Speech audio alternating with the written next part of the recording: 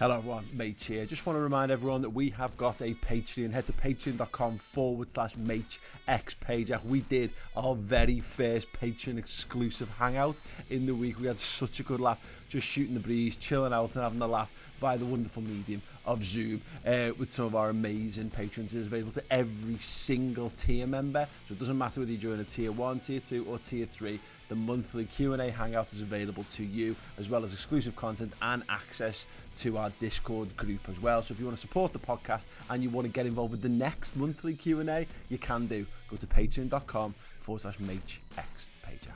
On with the show.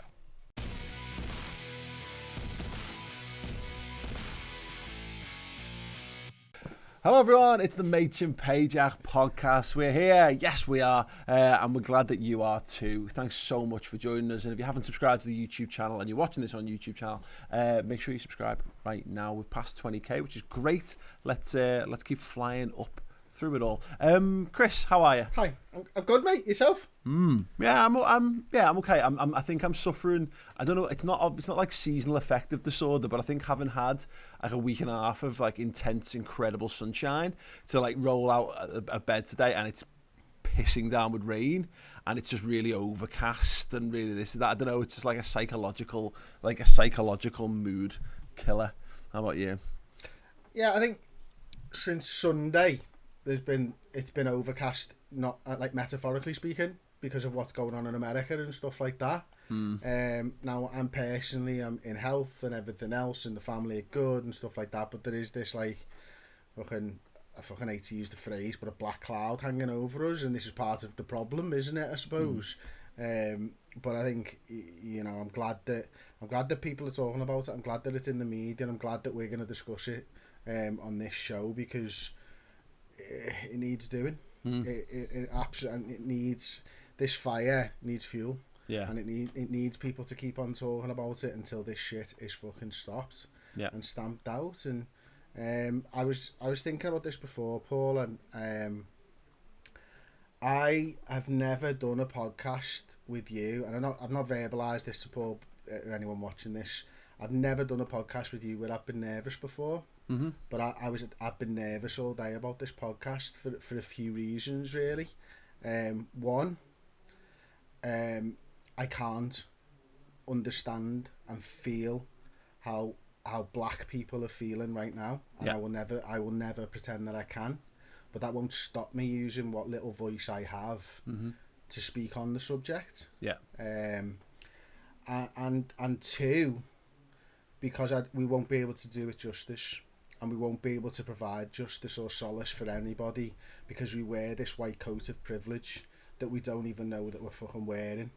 And we can't know that we're wearing it because we've never walked in anybody else's shoes, or we've never understood it at a different point of view. But what I will do is promise you that I'll tell you the truth. I'll tell you what I believe. I know Paul will tell you what he believes. And I vow that I will bring my kids up differently. And that's what I'm going to start with today, and that's why I've been nervous. Yeah. I think it's insane, isn't it, that we're in a world where, I mean, we talked about it. When you think about it, the last few weeks, obviously, we've been doing these podcasts in lockdown, and we actually talked about like protests, and you know, it's only a few weeks ago since we were sat here, a kind of a bit tongue-in-cheek, almost laughing at like the anti-lockdown protests, and you had these fellas storming into government buildings with automatic weapons, and there was that guy with like the rocket launcher on his shoulder, like it's some crap version of GTA. And now, weeks later, people are having legitimate protests with legitimate reasonings behind it, and these people are being castigated and they're being slaughtered in some corners of the media. They're being, they're basically having the dogs sicked upon them by the president. And there's never been a more stark example, and these examples exist all the time. If you care to look for them, it's the blinding obvious, and that's almost been one of the overriding points of this.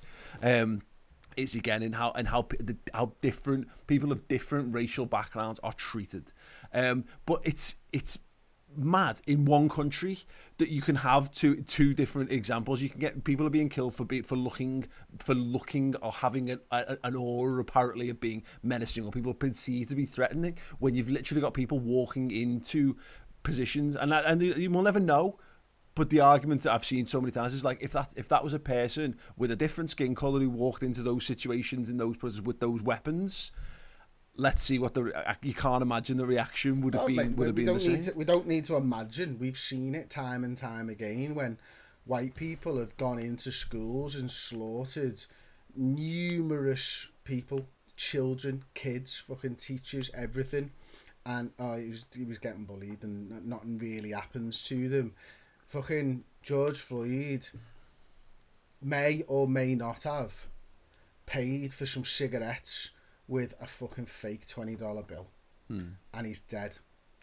And you know, and there are just have to look on Twitter. There are numerous examples of this across all races, but the one thing in America that wins out is if you're white and you do get treated differently, you get treated, and it has to stop. And I'm so glad and proud that people are standing up, and I'm so glad and proud that the majority of people are doing it the right way, and they are peaceful protests, and it looks like, you know, that country's going to turn a corner finally, and I hope that it fucking does, and I hope that it makes every other country look at their own country and think, because all it's done is made me think about the video I did last year for the Young Turks, about how young black sports people are treated in the English media and the UK media, and we're not far behind America. No. And we don't get to look down at the end of our nose at America in this, because we're just as fucking bad. Well, we don't happen to have fucking guns on the streets. Yeah, we're not pulling in an opposite direction to America, Chris. We follow behind them, whether we like that, whether we like it or not. Culturally, and the way we handle things, the country takes its lead from America. We're often just a little bit further behind. It's over a year. You know, I think that gap is actually shrinking. So we're catching up to them far more quickly instead of going in an opposite direction. So you're right. It's because I'm saying people like, why are people protesting in the UK when it's an American problem? It's like, well, it's not an American problem. It's a global problem.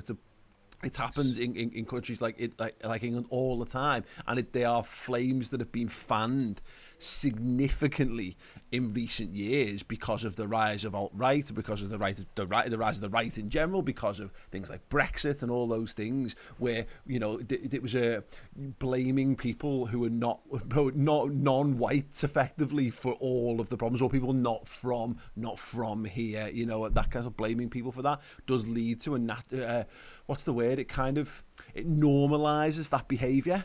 And that's been the worst part of it. I remember going up through the 90s and in the early noughties and thinking we were on the right track. You know, I genuinely thought like right-wing politics and agendas were on the way out because they were very, archaic. And there's just been a massive rise in them again, and that leads to a lot of, you know, very, very old mentalities that should be dead and buried. And they're not. Can I just say, because the thing that's winding me up about this, because I think there's lots of positive stories, and inevitably people will choose to focus on the negatives because negative stories just, you know, drive more retweets and clicks and interest and shock horror and all that kind of stuff, sensationalism. But the reactions to people, like, it's a great example of something where it creeps into your life and it creeps into your timeline, and we talk about this a lot. The people whose immediate reaction to seeing like a hashtag of Black Lives Matter, and their reaction is All Lives Matter, and it's like, yeah, we know that, and everyone knows that point, but that's not the point that's being made here. That's a wider point, and it's a perfectly valid point. But to use it, it's like correcting a great point because of the grammar's not right. And, you know, some people are using it to kind of deflect, and some people are using it to like cut the legs off the movement or whatever. But I genuinely think there's a lot of people out there who are just, I don't know, like, they take an offence as though by saying Black Lives Matter, somehow saying your life doesn't matter, your life matters less. And it's not the point. It's not the point of the whole thing. It's a clear, it's a concise message, and it's a message that in this particular instance came out of one big touch paper moment. Black Lives Matter has been going on for 5 years. Well, absolutely, but in this particular instance, this is where, you know, it's risen because of this one particular instance. People just need to embrace it or walk away from it, whatever you choose to do, but trying to undermine it by like trying to make it into something else by nitpicking it, I'm finding more frustrating than almost anything else. It is, because it takes away from the point, and it's kind of like we talk about politics so much on this show, but I think right now, and maybe it's always been this way, but I'm an adult and I have a better grasp of stuff nowadays than I did 20 years ago. Simple messaging is the only way that you can get through to people en masse. And Black Lives Matter says something to everybody very quickly in 3 words, and it's highlighting the issues. It's not highlighting, and All Lives Matter, it doesn't highlight the issues that black people are going through. Black Lives Matter does, and it's that fucking simple. Well, exactly, because yes, all lives matter, and it should be a given. Black Lives Matter should be a given too, by the way. But what it does is it's like saying, yeah, that's right, but we need to get there. We need to earn the right to get to the point where all lives matter, because right now there is an imbalance in a lot of societies, and that imbalance is towards white people and white middle class and above people. Beyond that, and there's too much nuance for it to be. For it to be debated online, or for it to be debated via the medium of protest. Right now, there is a massive imbalance, and it makes sense to bring up the levels that are lowest, rather than worrying about, if you want to get everyone to the same level, there might be work to be done on this side of the spectrum, for people who, white people or whatever. Yeah, there is. But it's not. But we're talking about. Sorry, Paul, finish your point. But the gap to the finish line is so much further away from people from other backgrounds and in other situations. So rather than focus on the people who are generally speaking, broadly speaking, across the board, and again with the risk of generalisation, are in a far healthier position, it doesn't make sense to worry about that now. We're so far away on the other side of the balance that it makes sense to focus on that, as far as I'm concerned. It does, and listen, all lives matter. Let's say we take that. Are they fighting for racial injustices? Are they fighting for police brutality? Are they fighting for justice reforms? Are they fighting for economic injustices? Are they fighting for quality healthcare and quality schooling? No, but Black Lives Matter is, because they feel every single one of those pinch points. Mm-hmm. The issue that this is where this is a grey area, though, Chris, I think, and this is where the debate gets. I think a lot, the most sensible people are on the right side of this, and of course, there's no world in which a police officer should be able to murder someone by doing what happened to George Floyd. That just shouldn't be allowed, and you shouldn't be able to get away from that scot-free. And that's not an indictment across the entire police force across the entire globe.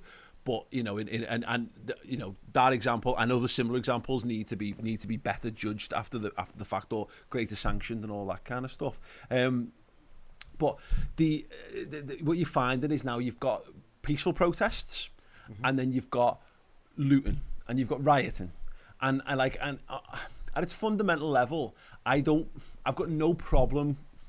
I have to phrase this carefully. Peaceful protests are the right way to approach things. So you go there because it's like showing no violence is you're not looking to provoke people, so that you can be on the good side. You can take a peaceful approach to it, and you stand there and you put your hands up and say, I'm just making my voice heard.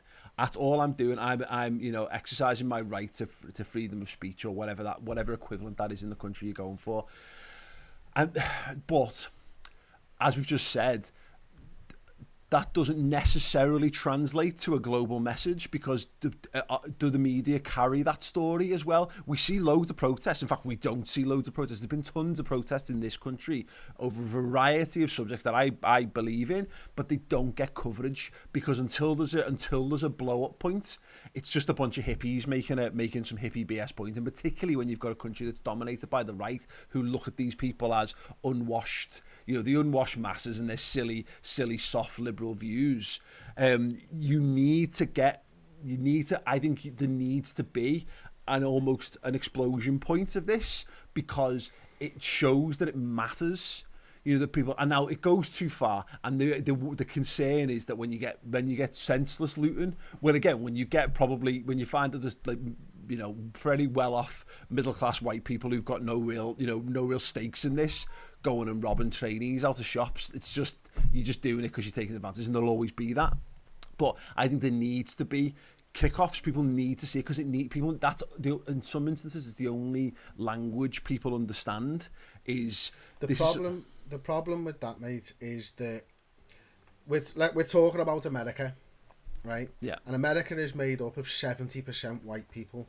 Okay. Black society in America accounts for about 8% of America. Now, Donald Trump is a tit. He is the biggest tit in the entire planet, and he's the most powerful tit in the entire planet, unfortunately.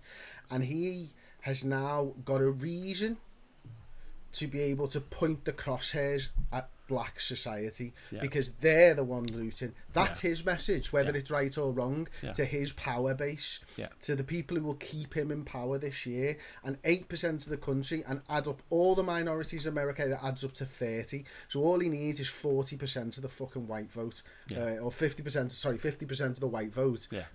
Or whatever it is, you know what I mean? It's so fucking fixed anyway. He probably needs about 10% of the vote, whatever it is. But the fact is, he's now got a crosshair on everybody else. So in this instance, I don't think it does work. And I don't think that is quite right. I agree with you. But it also gives Trump something that he can lean into.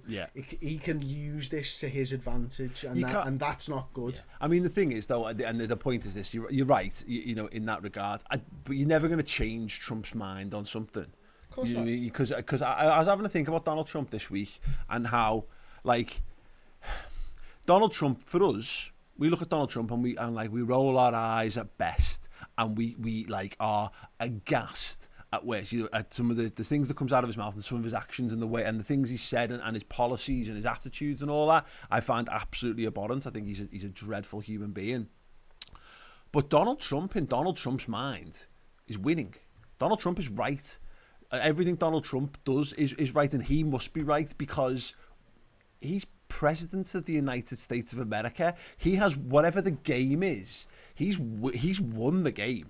Whatever this game of life is, he's played it, and he's accrued mass wealth. He's got buildings all over the country with his name on it. He's got millions and millions and millions of people who hang off his every word. He can basically walk up to women and grab them by the genitalia and get away with it scot-free. And for being all of these things and everything that he's been along the way, in a popularity contest, effectively, people chose to put him in the biggest hot seat on the face of planet Earth. So, like, he's like, I just trying to get into his mindset of how someone can be that, like, far gone and far weird. But it's this thing, and I realised this when, you know, we had with Brexit and with the Conservatives getting in over here. You realise that they don't play. No one plays by the same rules. We don't play by their rules because we've too many models to play the game. But if the game's the game, are we the ones who are wrong for not playing it? The game's rigged, mate. Yeah.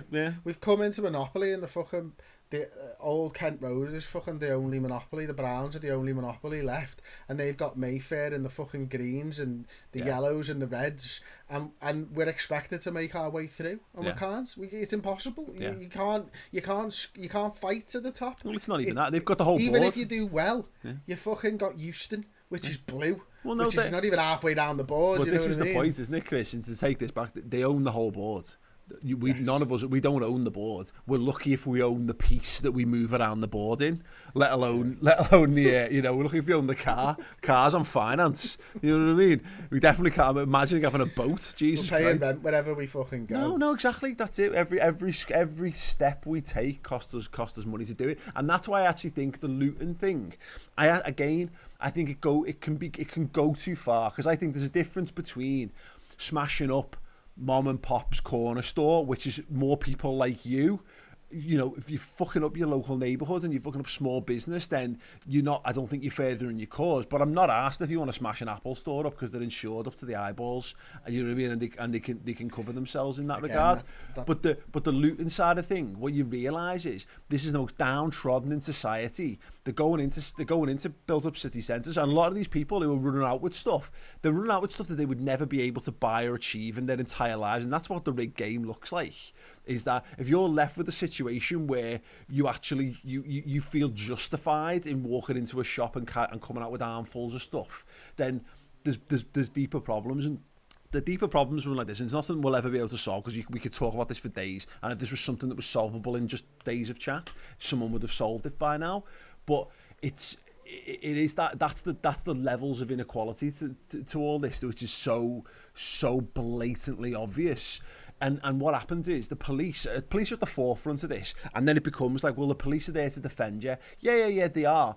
And it's why in some regards I blame horrible police officers, I blame racist police officers, I blame people who aren't fit to uphold the law. People who don't have the right morals to uphold the law shouldn't be in those positions in the first place. But all the police are they're trying to tackle it's like trying to treat cancer with aspirin, with paracetamol. That's all the police are.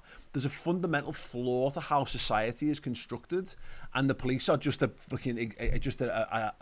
knock-on effect of all of that stuff. So you can reform the police, and it needs to be done, and it should be done. But all they ever are people who treat symptoms. You know, they don't, you know, if there's an increase of violence between particular areas of cities or particular racial groups or whatever, that's a systemic, historic situation that those people exist in. They exist in mass poverty. They struggle to access jobs. They, you know, the prices, the daily price of living, the cost of living is prohibitive for them to be anything other than the things they are in life. And that's, in America in particular, and we're getting this way when we've got Tories because they believe this way as well, is that they've been taught to believe that if you're poor, it's because you're lazy or you're not talented enough to be rich.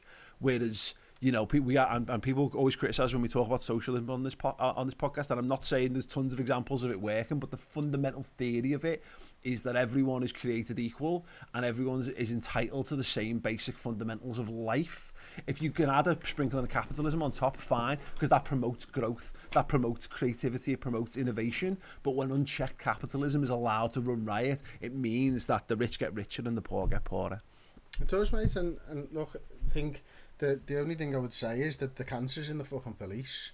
The cancer's in the entire society. That's the problem. It's not... Police reform doesn't work without societal reform first, and particularly in white society. Yeah. And that's the problem. Yeah. Nothing else. Will you take guns away, Chris? The other minorities are not the problem here. Yeah. The problem is white people with white privilege and their upbringings. That's the issue here. And those white people being in positions of power, a la the police, a la the fire service, a la everything else, the military, whatever it is. And there are good eggs and there are bad eggs, and there always will be in across the world, in whatever you're doing, whether you're working in the Asda, the Walmart, or you're working in Trump Tower. It doesn't matter. There's good eggs and bad eggs. The problem is that the needs a reform in the police, like you say, because what Derek Chauvin, I think that's how you pronounce it, did was not only murder George Floyd, he put him down like a fucking animal. Yeah. Like, have you watched the video, Paul? Have you been able to put yourself through it? I started watching it and had to turn it off. I couldn't get through it now. I felt it important for me to watch it, so I was deeply upset watching it, and I would suggest that you probably don't if you don't feel comfortable with it.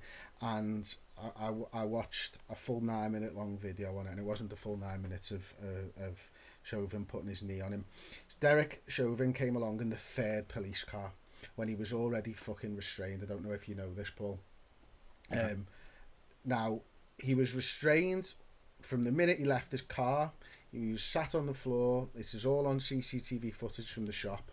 He never said anything. He never provoked them in any way, shape or form. He just said he didn't want to get into the police car when they eventually walked him over after about 3 minutes to where he died. And then he slipped down the curb, and then they threw him through, and 2 more police cars came, and in the third police car, Derek Chauvin arrived, who has previously had been involved in 3 police shootings and 1 fatality on his fucking resume already. And then he pulled him out the car and shoved his knee on him, and we all know it was about 9 minutes long, and it was fucking horrendous. And there was bystanders there saying, he's fucking dead, you need to he's not breathing, and you could see it. He was fucking dead, Paul. Yeah. And it was the most horrendous thing I've ever watched. But for me, I needed to see that. I needed to see it because I needed to understand what had happened. Yeah. And it's the worst thing I've ever seen in my entire life, and I cannot believe that it fucking happened. And I understand and feel the pain of the outpouring of pain from fucking everywhere around the world right now, because what happened to that man, as I said at the top, was he got fucking put down, and he did nothing wrong. He did fucking nothing wrong. Yeah. And where's the police camera footage? Why are we getting the mobile phone footage and the CCTV? Because the police, they all have them there in America, don't they? The body cams. The body cam, they all wear body cams, and that's not gone. One person being charged isn't good enough. 4 people being sacked isn't good enough. It's the American justice system. Until they're all brought to justice, nothing's going to be good enough, and it never will be. Yeah. But like everything, there's good come out of bad. And what you've seen in America is his brother, George Floyd's brother, standing up with a fucking megaphone, asking people to be peaceful and calm, and telling them that he's a God-fearing family, and that you need to protest peacefully. It's not what George would want in Minneapolis, and seeing that, and that's incredible. And I watched about an 8.5-minute video on Sunday morning with another guy doing exactly the same. Good will come out of this bad, and it has to come out of this bad. But everyone needs to educate themselves, and don't think that you can't do anything. Do what you fucking can. Yeah. Go on to Black Lives Matter, the website, donate if you can, and make sure that you understand and you educate yourself, and you keep talking about it, and don't fucking worry about losing a few fucking followers on Twitter or fucking your YouTube channel or whatever it is you've got. This is more important than fucking anything else. As I say, I vow today that my children will never be brought up like that, and they will know the difference between right and wrong, and they will never ever ever even think about colour in a negative way. That's my vow to you guys, and it's fucking horrendous. And can we move on before I start crying, mate? Yeah, it is. It's an absolute shit show. And as I said, it's one of those situations, and the thing that you want it to stay on the front of the news cycle, you do, and it should do, and hopefully this means positive reform. Yeah, I mean, again, I've talked about this before. I fear that we're already living in the darkest timeline. We're living in the dystopian future that we all kind of thought was going to be a science fiction thing, but it's happening. We're living it at the moment, and hopefully good does come of it. And hopefully, what it means is with America, that when the situation comes, when it comes to for re-election time, hopefully people think twice about what that means. And if it just hopefully it tips the balance enough to make sure Donald Trump doesn't get back in. But this is the thing, and this is the problem with all of this. Just to kind of wrap it up, is that we look for easy solutions to problems. Like sharing a black screen on your Instagram account is a good start. If you've done nothing, getting involved with getting involved with the conversation is a good start. But I think too many people seem to think that these things are the shortcuts and there's quick and easy answers to all these stuff, and it's not. It's going to take loads of work. It's going to take loads of time. It's going to take a commitment from not just one or two. It's going to take a commitment from people en masse, and then it's going to take people to force the local governments, and it's going to take them to push that up to national governments, and then making policy reality in order for things to change, because that's the only way it can happen, and it's going to be a long process. But if this is the first step towards it, then hopefully people will look back on George Floyd in years to come, and in the way that people look back on people of the past, whether it's Emily in Pankhurst or go back to Rosa Parks and those kind of people who are held up, and I'm sure would not have chosen necessarily to be held up, but have ended up being held up. And if they can represent something more, then it might elicit some positive change. A knock-on effect of this, Chris, is we were talking about. We talked a bit about the Liverpool team taking a knee on the Red Men podcast this week, which I just thought was a great gesture. Inevitably, and we had this conversation, but I'm interested in your take on this actually. Because it's football, and because it's Liverpool Football Club, and because years ago Liverpool defended Luis Suarez, there's a bunch of people online who seem to think that you're not allowed to change your stance and not allowed to be involved. I know, yeah, mad, isn't it? It's ridiculous. I saw a tweet the other day saying, "Oh well, blah blah blah blah blah. Liverpool did this for Luis Suarez," and someone, I think it was another club, mentioned, and the next time, why don't you fucking try and do it? Was the fucking next time? This was the fucking next time, and the fact is, what is Liverpool Football Club? It's an institution, yes, but what makes Liverpool Liverpool? The fucking players and the staff then and there. Yeah. And that changes like a fucking snake sheds its skin. Yeah. You know what I mean? That will change over time. You know, Liverpool in 1970 had never had a black man fucking play football for Liverpool before. Yeah. We're now in the stage in 2020 where I don't know how many black people play there, but maybe half the team is black. Yeah. Or of colour, you know, so it changes.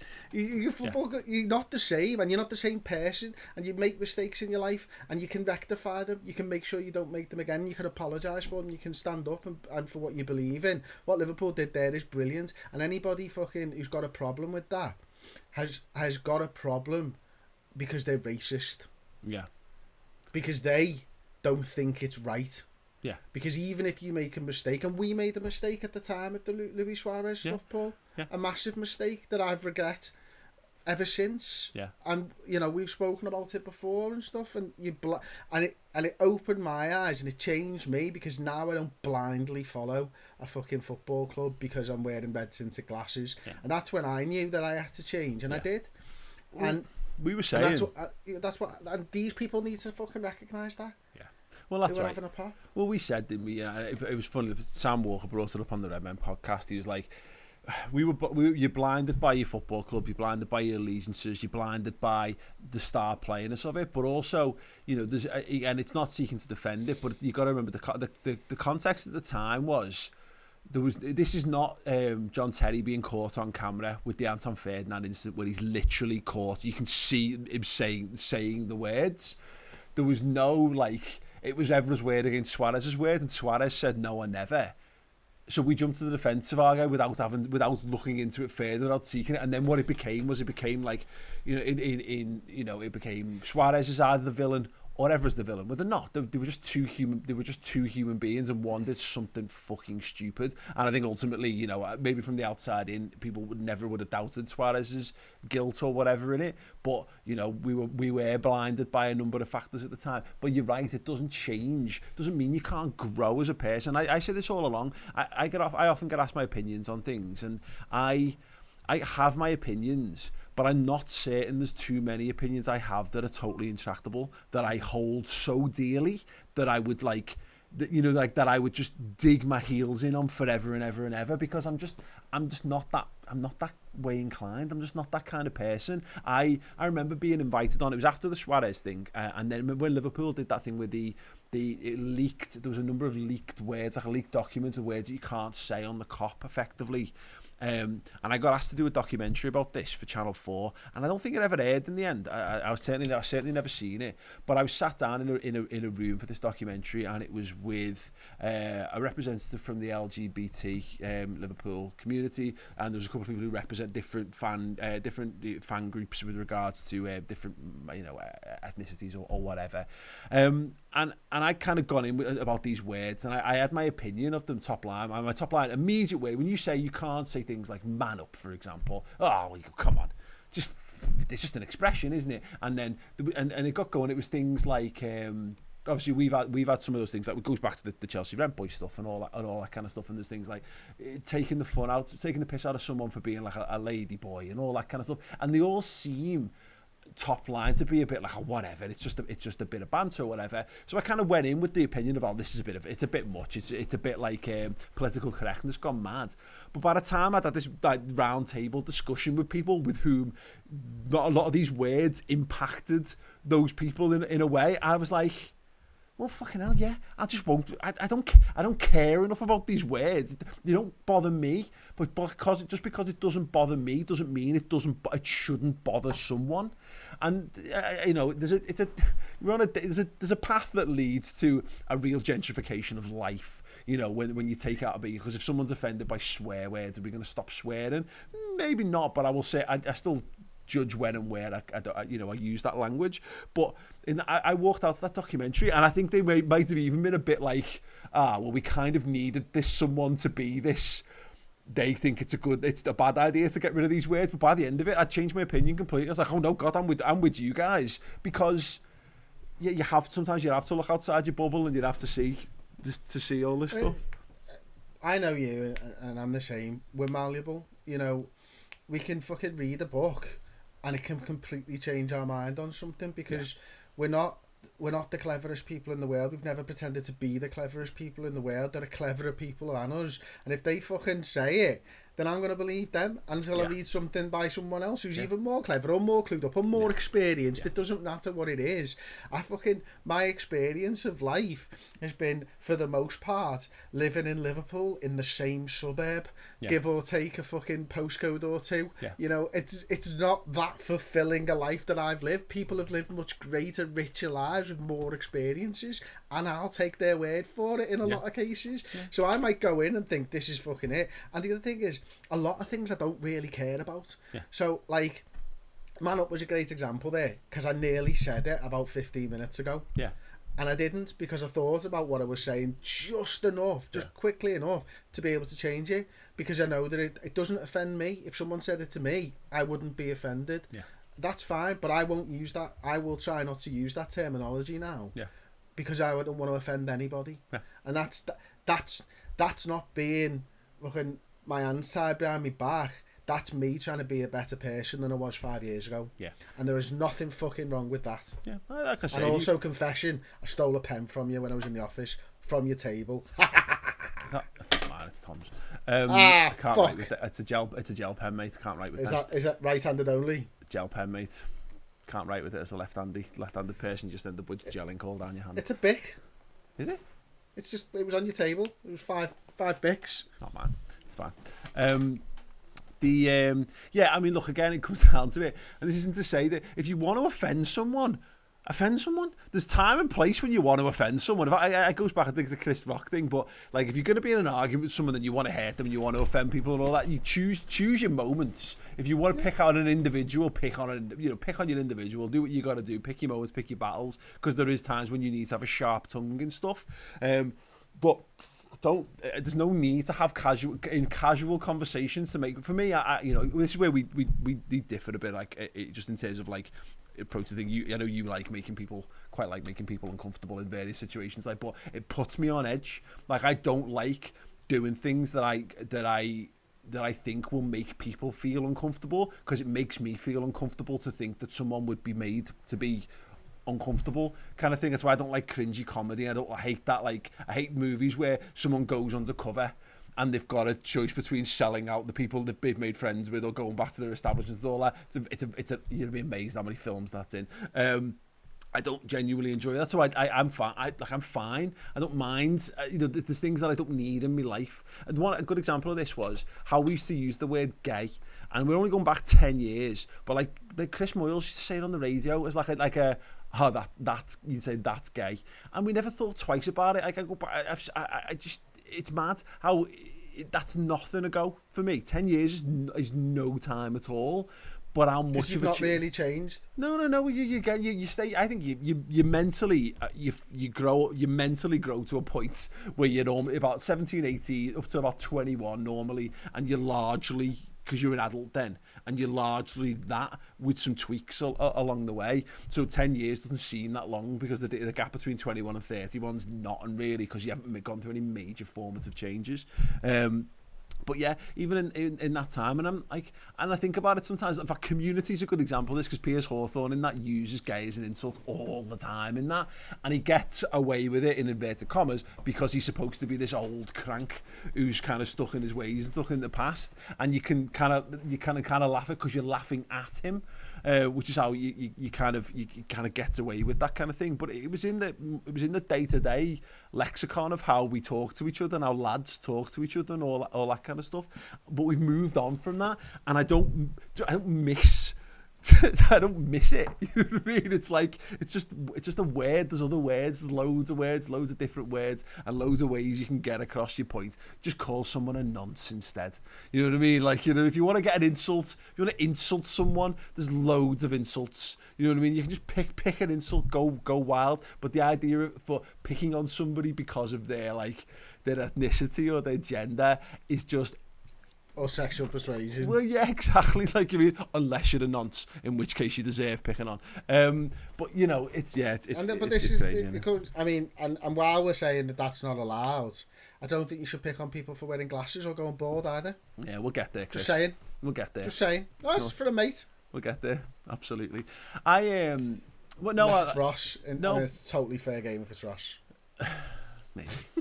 Maybe. No, but we all face it in our own little ways, don't we? You know, like the Scouse thing. I often think about this is that Scouse voices don't get the same airtime as accents from other places. You don't hear Scousers on adverts, and you don't hear Scousers in TV shows. And if you do, it's someone putting on a Scouse accent, and it always sounds horrendous. It's like nails down a chalkboard when I hear someone try to do a Scouse accent, because then you can. It's a very difficult one to get right.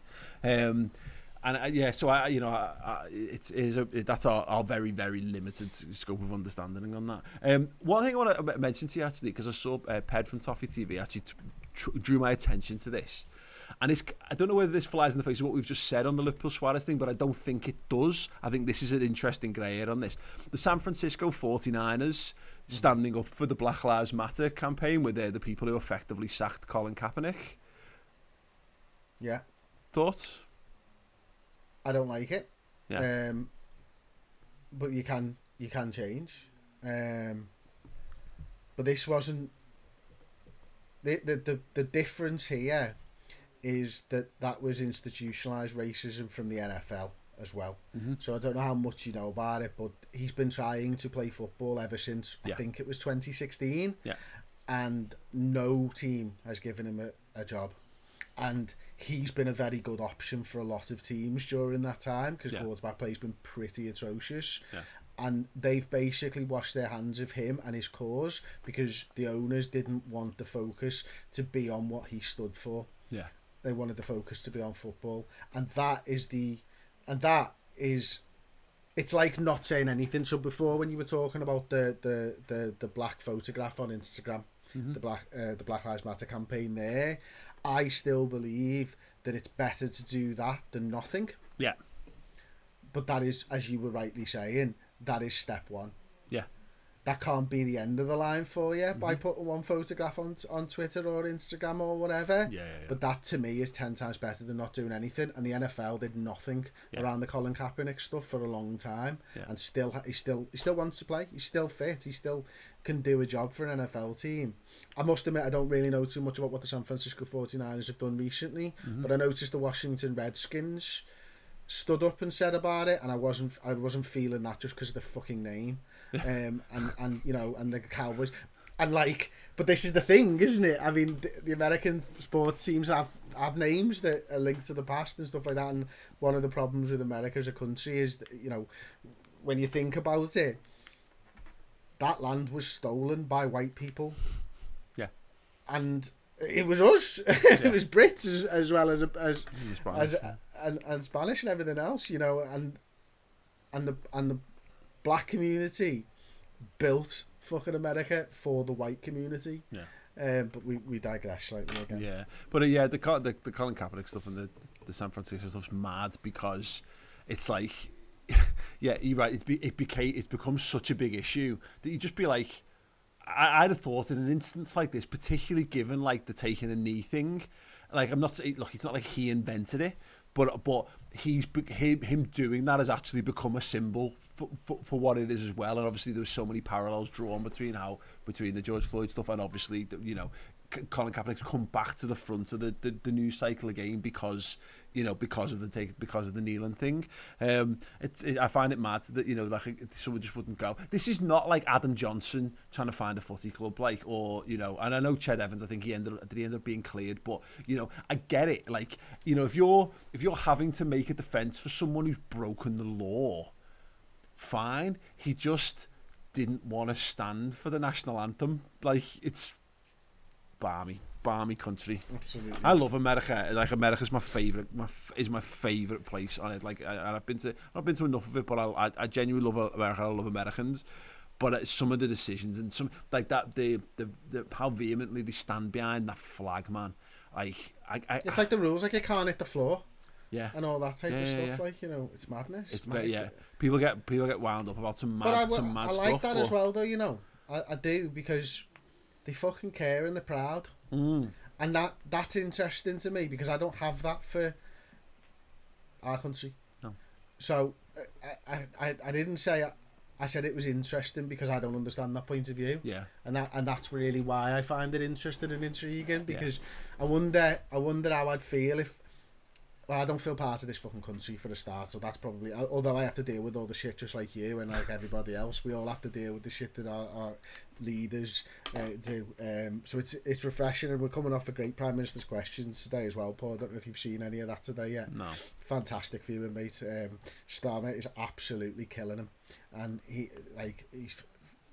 Boris Johnson doesn't know what fucking day of the week it is at the moment. Like, this is going to be great lockdown viewing. Yeah. But you know, back onto the American stuff just quickly. Like, what the fuck was the photo opportunities about for Trump, by the way? Walking across that park, across Washington, to go and stand with a Bible in his hand that looked like it was physically burning his hand in front of the church. Did you ever see that? Oh clip, my God! The clip where he gets asked about being religious. And he doesn't know any. And he's like, "Can you quote your favourite Bible verse?" And he goes, "Oh yeah, it's all good stuff." And it's and I wouldn't want to. Blindingly obvious. He doesn't know anything about it. That's like and just a funny example of this, whenever we do like a final word show and you've not watched the match and you come to someone who's not watched the match and you go, "What about that tackle from Trent Alexander-Arnold in like the 35th minute? How good was that, mate?" And they go, "Yeah, but I just thought the all-round performance from Liverpool was really good, and it was good to get the win and do that." It's like, you've not watched the match. I can spot it a mile off. We've had so many people do that down the years. He's never read the fucking Bible. I'm amazed if he didn't burst into flames, right? If he got near anything even pseudo-religious. But at the same time, they were firing tear gas at fucking innocent protesters to move them out the way so he could take his photo opportunity. Like, he's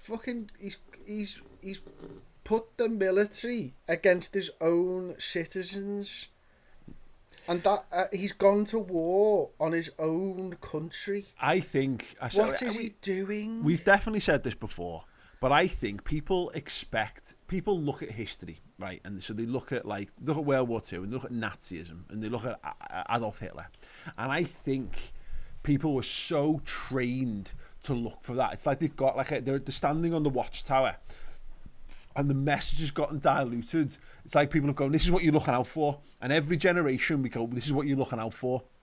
You're looking out for these kind of behaviours." But people have forgotten to identify the wider things. And I think people are literally just sat on the watchtower now looking at a picture of Adolf Hitler and going, has he got a moustache? Is he white? Is he small and German or Austrian? Sorry. Has he got a comb over? Nope, fine. Well, it's not Adolf Hitler. It's not the second coming of Christ. You know what I mean? It's not like, let's not get into that, by the way. But like, it's like people are expecting when this kind of national socialism and fascism returns to the mainstream, people are expecting it to come in an Adolf Hitler shaped package, and they're expecting it to be exactly the same because, of course, sequels are all just retreads of the things that have gone before. Let's not get back into the Star Wars argument from last week, but and instead they're not recognizing that there's so many similar movements that America is slipping towards fascism again. And he is a fascist. Yeah, and because I think people expect, it's got to be Germany again, because listen, World War I and World War II, they were kicking off, weren't they? Like, it's got to be this. Like, there's probably, again, this is why you've got the rise of extremism, and it's happening in different corners of the world, but there's a distinct correlation between where lots of extremism's coming from and how many of those countries have been bombed by America or allies or allied forces along the way, and therefore their hatred for particular cultures. It might just be, they might just be the baddies all along, but if you keep telling everyone, if you control the narrative and you're telling everyone you're the goodies, the whole history's written by the victors, would you recognise it if it was coming? You wouldn't, Paul. No. Honestly, mate, I just can't talk about him anymore, mate. He may be the worst human being ever. It's mental, mate. It's just mad. I said this thing in it about Certainly America the other week. Well, yeah, I mean, when we talked about these lockdown protests, and we said, I fundamentally love the attitude of Americans, and it's why I don't believe everyone should have guns. I just think they're just fucking shit. They're dead cool. Guns are cool, but they're not. They're just fucking death machines that you shouldn't be able to have unless you're super trained with super legitimacy behind you and all that kind of stuff. And even then, I'm a natural pacifist anyway. I don't really see the point in them, but I like the pure notion behind that America have got, and the reason why the right to bear arms is so that they can rise up and overthrow the government if the government ever decides to. Well, no, but this is the point. It's happening. It's like, lads, it's happened. All this stuff you've been getting ready in your bunkers for. It's happened. Your country's been taken over, and you're being dictated to, and you're having all these things. Sorry, what is the black membership of the NRA like, Paul? Oh yeah, well yeah.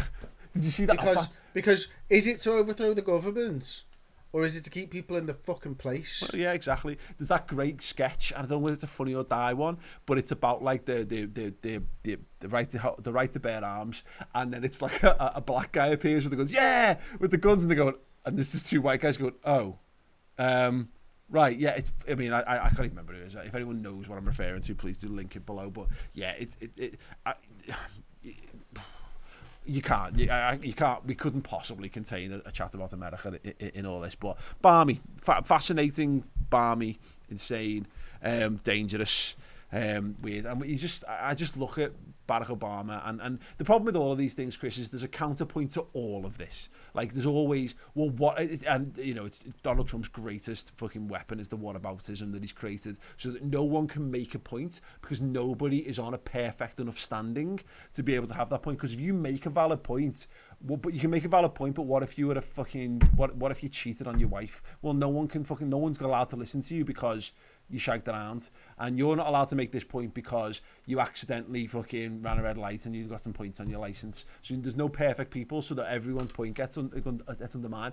But I look at Barack Obama. It doesn't quite, because the things that you've just said there, some probably did, and the difference is money. Yeah. Oh yeah, absolutely. But that's what I mean. Where's the wealth? We know where the wealth is. Well, there's no. What I mean is, you can't come at those people because it's set up to support them, isn't it? You know, again, the media just looks to fucking. We'll just go and run dirt all over you until your opinion. People are too busy talking about your faults to listen to your message. And as soon as people are talking about your faults, you've lost the ability. As soon as you've been pigeonholed and there's a name around you, there's a tagline on you. You're just that tagline. You're not.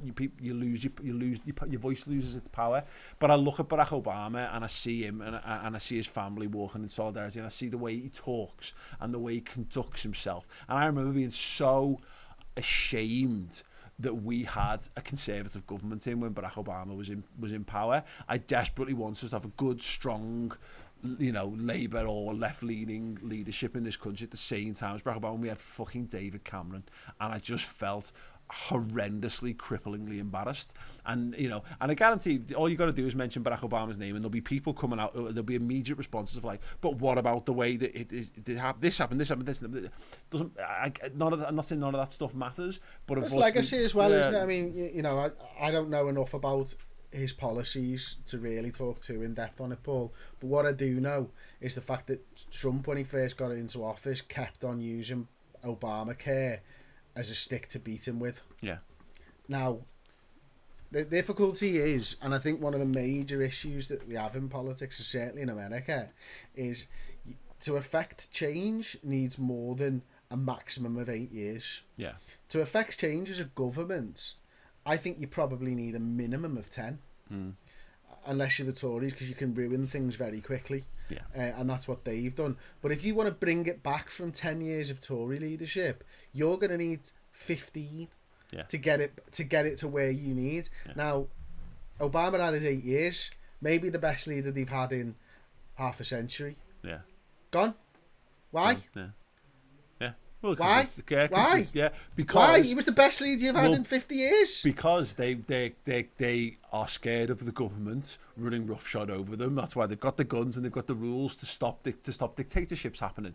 Don't be shocked. Don't be shocked when like Trump goes full Palpatine at some point in the future and declares a special measure that allows him to stay in power for longer than his terms allow. But again, we'll get into that when we get there. The thing for me about Obama, lastly, is just you know, when you just get a sense of someone who conducts themselves with a little bit of there's intelligence behind his words, there's compassion behind his words, and I don't know, it's hard to say because if people are so conditioned to not to see people's faults. Like maybe they've looked at the negative things that are on his campaign. I don't know. I compare him, and it's just, you wouldn't even imagine these guys were playing the same sport. You know, Obama and Trump, in terms of the dignity with which those two men, you know, the vastly contrasting dignities with which they conduct themselves is mad. But anyway, it sounds ridiculous, Paul. But before you move on, it's like Hodgson to Klopp.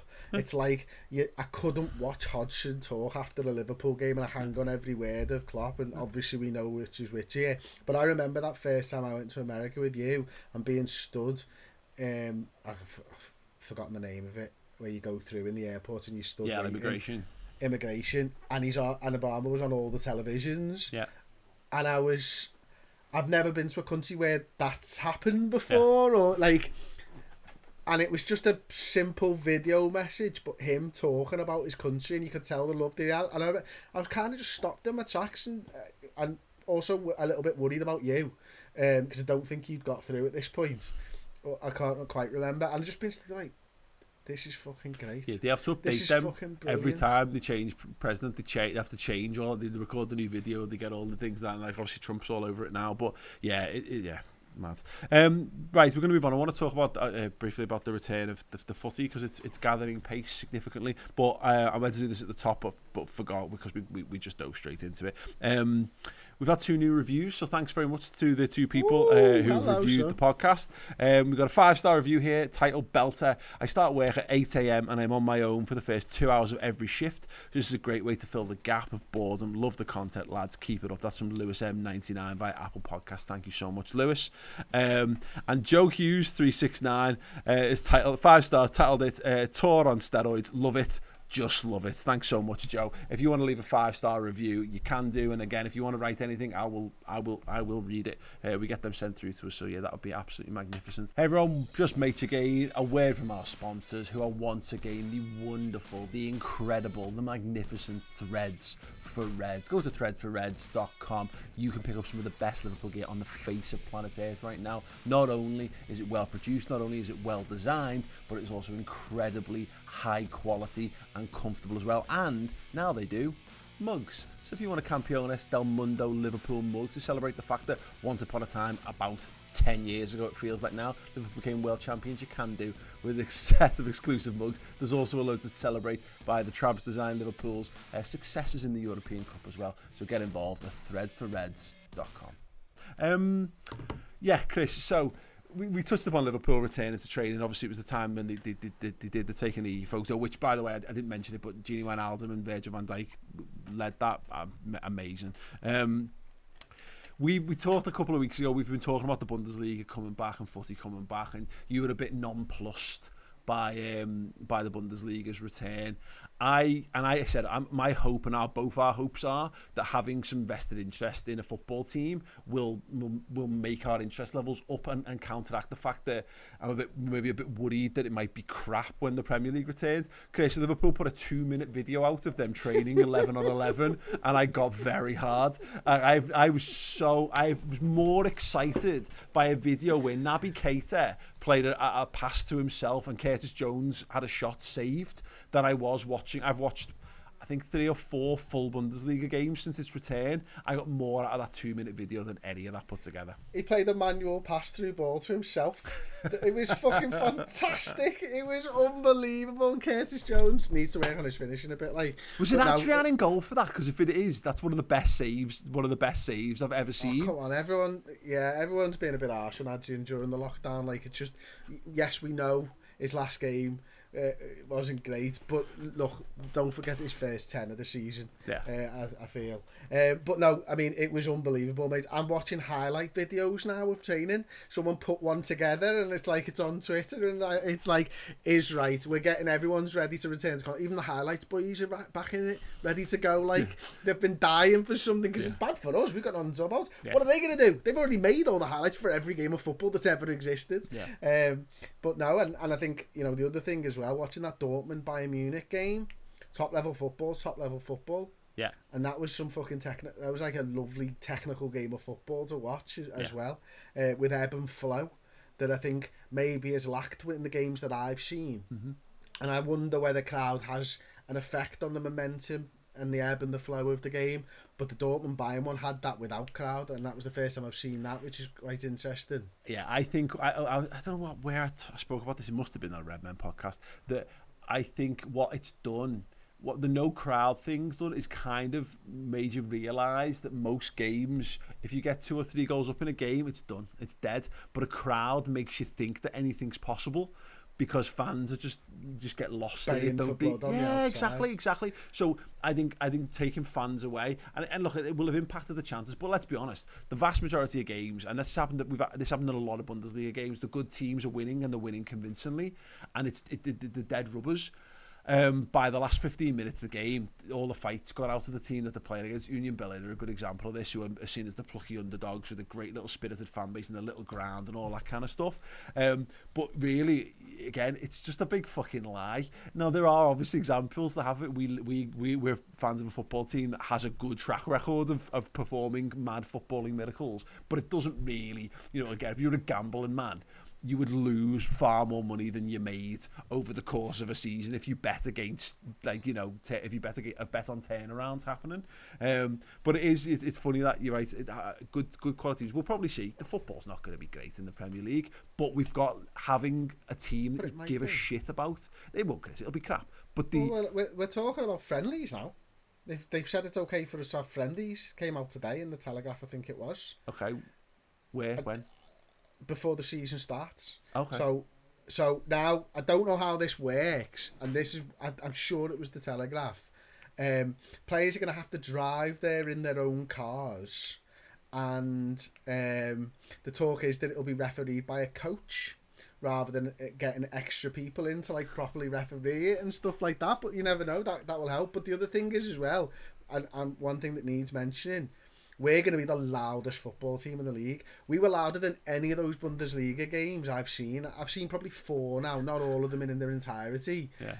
And fuck me, our team is vocal as a motherfucker, isn't it? Like, and they are not meant. That's training, man. Yeah. That's like first day back training, because that's the first contact they're allowed to have and stuff, and they were giving it the beads, and you're like, oh my days, we are going to be so good at football still. It's going to be amazing. It is that thing, and because I get enjoyment out of pre-season games. I don't get the enjoyment out of them that I get from Champions League semi-finals or finals or crunch clashes against big rivals, but I enjoy watching. I enjoy the same reason I go to the game 45 minutes before it kicks off, because I enjoy watching the players doing the warm-ups. I enjoy seeing these players. I'm invested in them, and every touch is more information on those players that I'm putting into my own data banks on it. So like, just Liverpool coming back, I genuinely don't care about the quality of the opponents. I don't care if other teams are struggling with fitness, and all that kind of stuff, and all the variety of issues that doubtless will be thrown up. But I can't wait. I'm so, and that's just whetted my appetite for it. Just Naby Curtis Jones, Larouci playing in there. Larouci, I haven't seen him since last summer. Great, let's see if he gets a touch, if he gets a game. What can he do? So I'm looking forward to whatever it looks like. More of it, more video clips, more bits and pieces. Yeah, I'm properly on a 2-week countdown now, aren't we, till it all coming back. It's exciting. We're gonna do our we're gonna win the league. Yeah, obviously. Yeah, I think so. I think if I'm gonna predict something, it's gonna be that. But we did our nailed on Premier League predictions at the start of the season. Smashed on the podcast it as well, didn't we? Yeah, I'd recommend going back and checking that out and seeing how we got on with that. But we will just revisit. Believe me, we smashed it. Yeah. There's no need to go back and see what we predicted. We did really, really well. It's fine. Going to revisit that this week. This week coming, sorry. On next week's show, we're going to revisit our predictions, and we're going to make some more predictions and more nailed on predictions for the rest of the season. So I'm not sure I need to change anything. No, maybe not. But leave us yours in the comments underneath on YouTube, or you can tweet us at MAYCH X PAJAK with your nailed on season restart predictions, and it can be anything from results and matches to things that players do, or some of the weirder and wilder stuff. So I'm thinking like, which player from each Premier League club is most likely to break lockdown and miss a game of football because of their own stupidity. And obviously everyone's going to say probably Jesse Lingard, or if it's Liverpool, probably Dejan Lovren. But yeah, things like that. So any topic suggestions for that, like what you would like us, headings for what we can be predicting, leave them in the comments underneath, and if you want to put your own answer in there, do that as well. Just a quick little update. I just thought, because I know she listens to the podcast, on Scrabble, Chris, I'm currently 6 games to 1 up. Shit. Just saying, mate, I've ascended. I've gone to the next level. And in fact, we even had another game where Jack played as well, played his first game of proper Scrabble at 8 years old, and he came last, he came third, but I won that one as well. So I'm technically 7-1 up, but I'm keeping it fair. I'm keeping it orthodox. I'm going with the 6-1 thus far. So she's got some catching up to do. This is a teacher. She's going back to school on Monday, mate.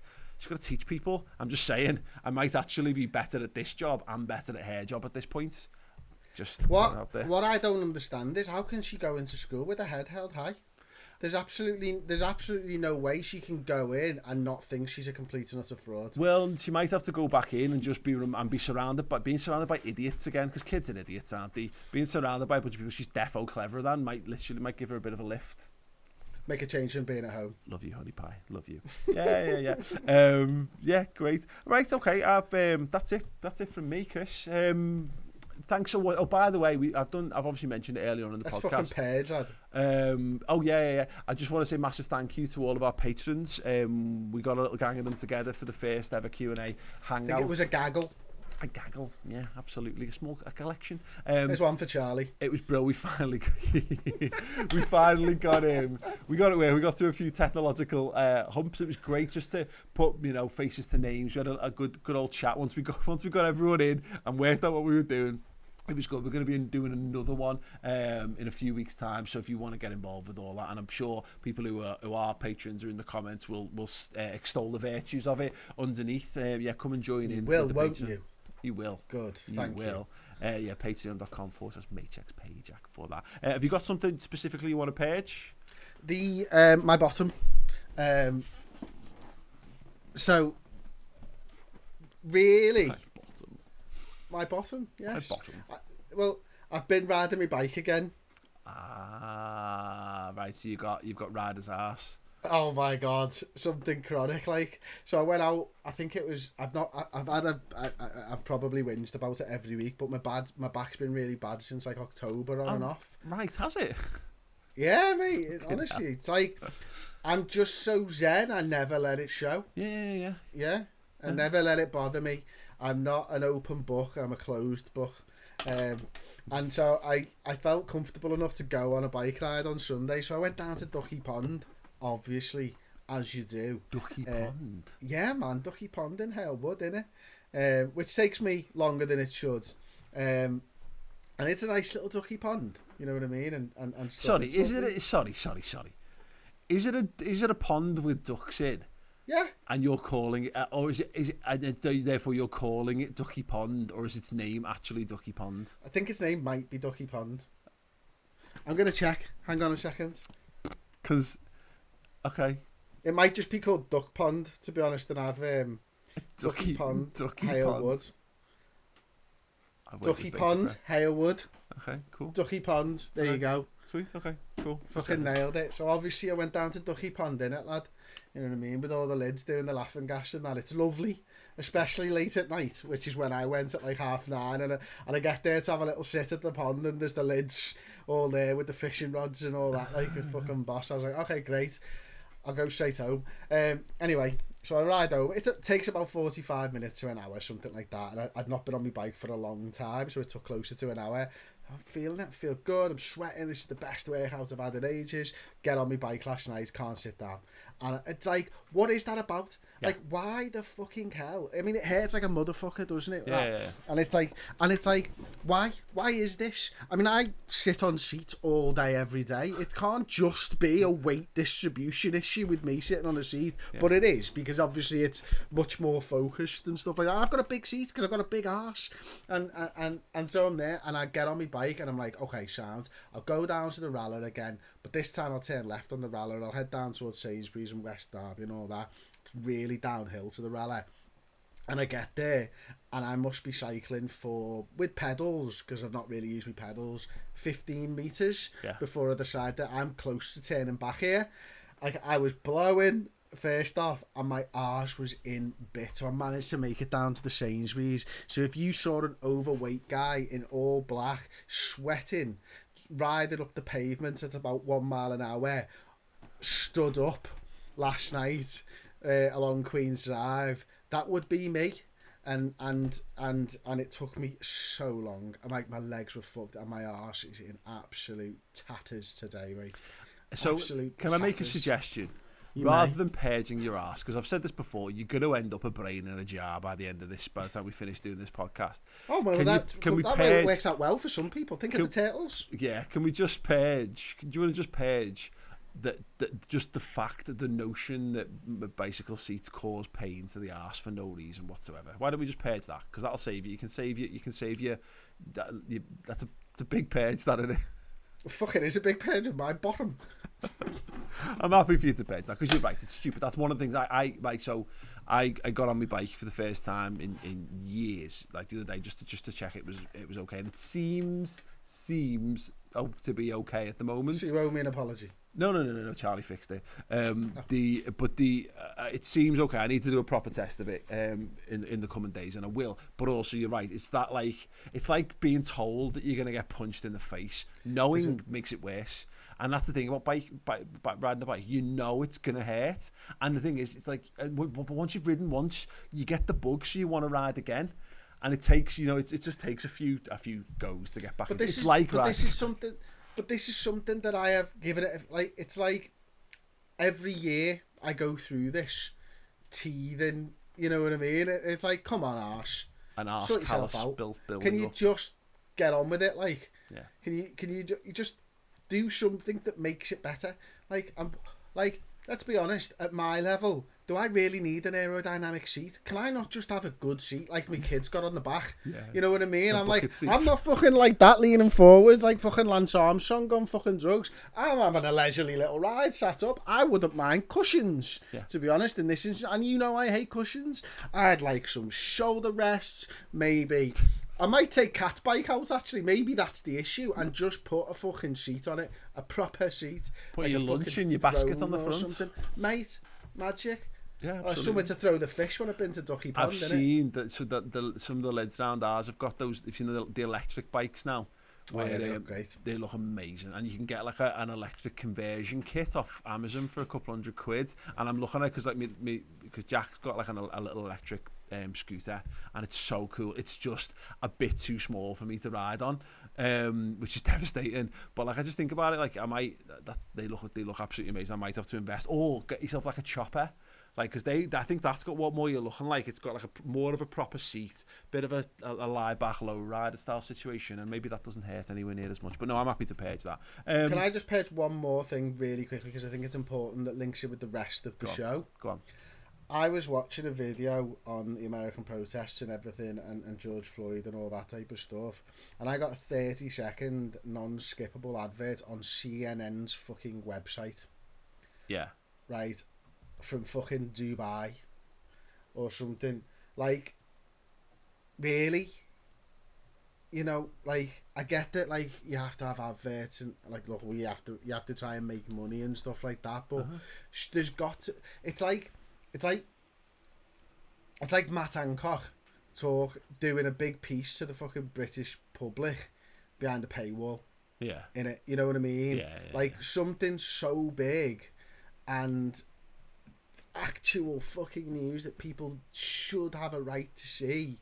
Can we not just, someone just think, let's just turn the ads off on this one? Yeah, it's an interesting one. But then, I mean, this is it's fucking news. It wasn't opinion, like. Yeah, well, that's the problem with media in general, isn't it? Is that who's paying for it? We had this with the paywall stuff when the government was leaking coronavirus advice to the paywall of the Telegraph the weekend before they told everyone else. Yeah, it's a joke. I think I might have purged this before, but it came back to me. I was eating a small packet of blueberries, and I want to purge that 1 in 10 blueberry. You've done it. I need to purge. Well, clearly it's not worked, Chris, because that 1 in 10 blueberry that tastes like fucking compost. What is that all about? Is there any need for that? There isn't. Ruins the whole experience. Like, okay, well, yeah, like mussels are like that as well. Like 1 in 10 mussels that you eat taste like arse. And it's like having a fucking, just the most pathetic Russian roulette game ever. You just got a taste of filth in your mouth. Anyway, that'll do for me. I think that's like the blocker in the NFL, innit? You know what I mean? He's just there filling himself up with the soil so that he sacrificed himself so that the rest can be sweet. Yeah. And you can enjoy it. He's You know soaked what I full of mean? shit. You should be thanking that fucking blueberry, not purging the arse off it. Nah, it's gone. It's gone. Because in my ideal world, I get to keep all the ones as they are, do the ones as they are, and the other just purge the bad blueberries. If we could purge all the bad blueberries from life, Chris, maybe it's a metaphor. Metaphorically speaking, of course. Yeah. Right, okay. We'll start with the orange one. Yeah. Okay, Chris. Once upon a time walked a hippo that loved cock so much that it fingered a eel senselessly until it grew so big that it exploded all over the hippo's hair.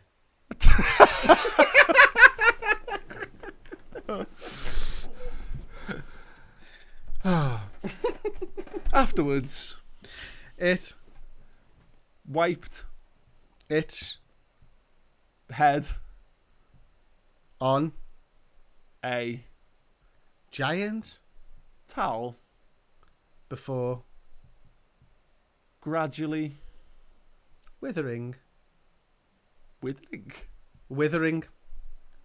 its oh, well, that's made that difficult. Balls inside a shed because it was bored and horny. Why? No, wait. Why? There we go. Because its life was complete. The end. Motherfucker. Brilliant. Please forgive us for all our sins. We try. It's a tough life being us when you've got deep and heavy thoughts and deep and heavy situations, but you're also fucking idiots. So yeah, listen. If you enjoy what we're doing, please do support us on Patreon. It does help. Patreon.com/MAYCH X PAJAK and get involved, whether it's on our Discord group, in the post itself on Patreon, and of course in our monthly live Q&A hangout. Yes, we'll leave you there. Thanks very much to our sponsor, Threads for Reds, this week. Do go and check them out, of course, and make sure you subscribe to the YouTube channel. Leave a 5-star review on all your native podcasting apps. And if you want more from me and Chris in the meantime, of course, we're on theredmentv.com. I'm on twitch.tv/MAYCH Gaming and MAYCH TV on YouTube. And Chris has got Chris Pajak YouTube channel, and he's got a Twitch channel as well, now doing Football Manager. That's Mr. Blood Red, MR Blood Red, one word. Check us out there. We love you guys, and we'll see you all soon.